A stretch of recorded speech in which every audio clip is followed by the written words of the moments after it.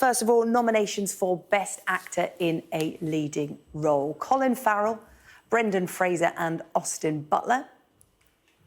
Nominated alongside Bill Nighy and Paul Mescal. Meanwhile, Best Actress in a Leading Role, Cate Blanchett earns a nomination alongside Michelle Yeoh. Andrea Riseborough scored a surprise nomination.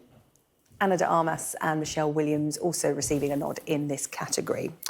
Best Director, another big one, hoping to take home that award. Steven Spielberg for his autobiographical film, The Fableman.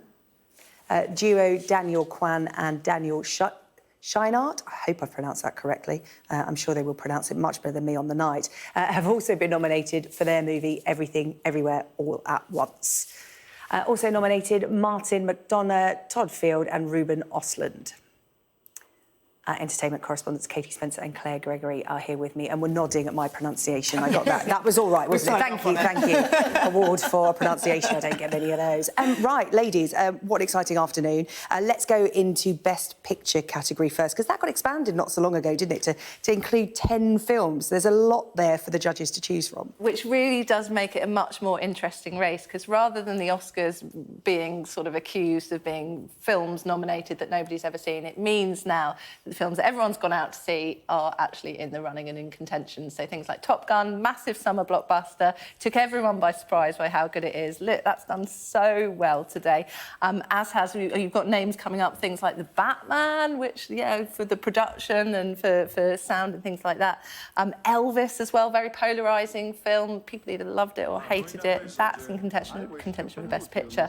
Avatar as well, again, didn't do too well critically, but it has proven to be hugely popular at the box office, taking over £1 billion. 2 billion. What a week for Avatar. It passes the 2 billion mark and gets a Best Picture nod. They must be absolutely delighted with themselves. That's a return on investment, isn't it, that? Where should we go next? Should we go, actually, because we were talking about this off-air before, weren't we? And the Best Actress category.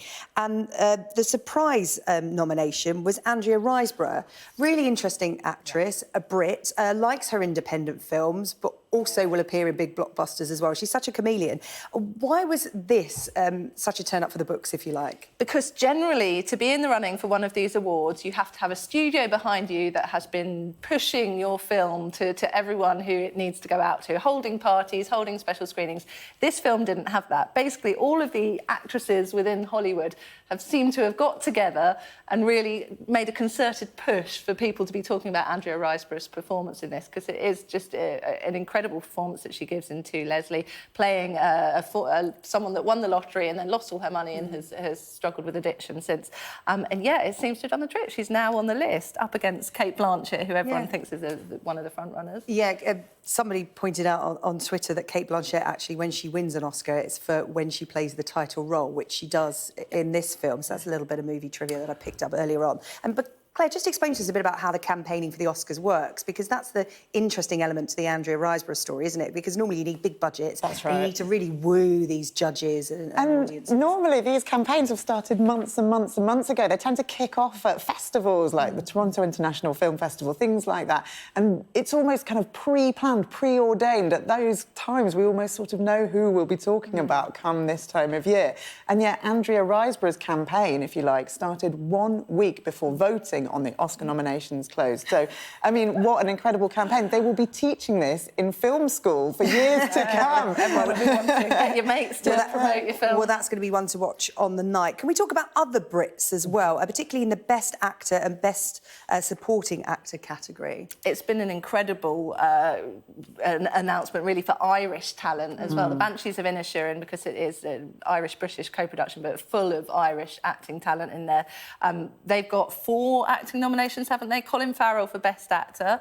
Kerry Condon in the Supporting Actress. And then you've got Brendan Gleeson up against Barry Keoghan in the Supporting Actor. So from the same film. Yeah, same always category. Good fun. And then, of course, Paul Mescal, who's also Irish, kind of probably quite a surprise to some people getting a Best Actor nod. He's sort of burst on the scene in the last couple of years, hasn't he? And now he has An Oscar nomination under his belt. But also, I mean, within the Best Actor category as well, going up against Brendan Fraser, will they favour more of an American-Canadian actor? Well, his tale is like a Hollywood comeback tale in itself, isn't it? And talk about a campaign. The chat about awards has been going on for a while with him. And in fact, when I caught up with him to talk about the film The Whale, he was aware that there was plenty of buzz around his performance.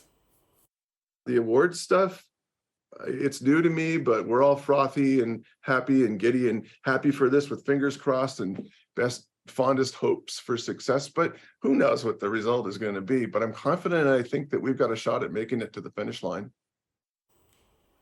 And just the other thing to note as well, when we were talking about the BAFTAs last week, we were all a little bit sad that The Fabelmans only got one nomination. It's done so much better. It's up for Best Picture. Spielberg's up for Best Director. It's a take on his childhood and his parents separating.